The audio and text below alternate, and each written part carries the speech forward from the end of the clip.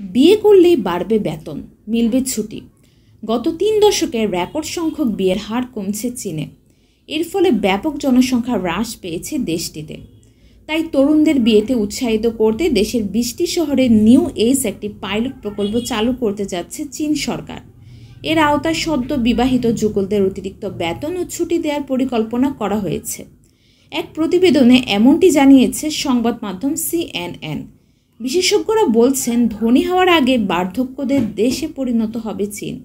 এ কারণে দেশটির কর্মশক্তি কমে যাবে এবং অর্থনৈতিক বিপর্যয় দেখা দেবে।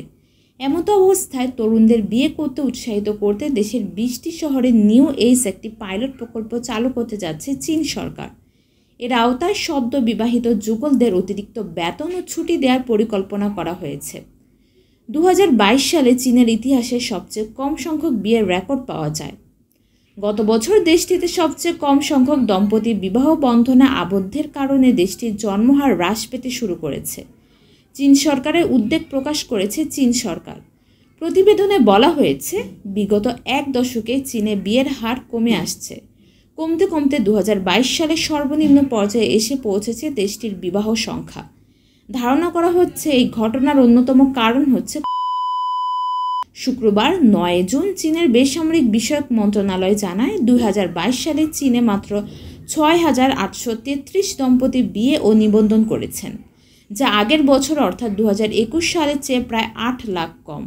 পরিসংখ্যানের তথ্য অনুযায়ী গত বছরের তুলনায় চীনের বিবাহ ১০.৫% কমেছে, যা ১৯৮৬ সালের রেকর্ডকেও হার মানিয়েছে বলে জানিয়েছেন সংশ্লিষ্ট কর্তৃপক্ষ।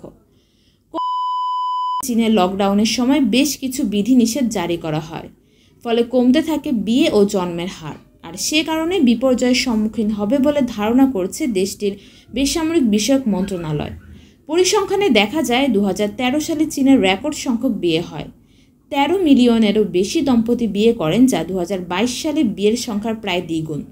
২০১৪ সাল থেকে ধীরে ধীরে বিয়ের সংখ্যা কমতে থাকে। এটিকেও দেশটির জনসংখ্যা হ্রাসের অন্যতম কারণ বলে মনে করছে চীন। প্রতিবেদনে বলা হয়, গত বছর চীনের শিশু জন্মহার ছিল প্রতি হাজারে ৬.৭৭। বিগত বছর ২০২১ সালে এটি ছিল ৭.৫% বেশি। এটি দেশের অর্থনীতিতে নেতিবাচক প্রভাব ফেলতে পারে, যা বিশ্ব অর্থনীতিকেও প্রভাবিত করবে বলে ধারণা করা হচ্ছে।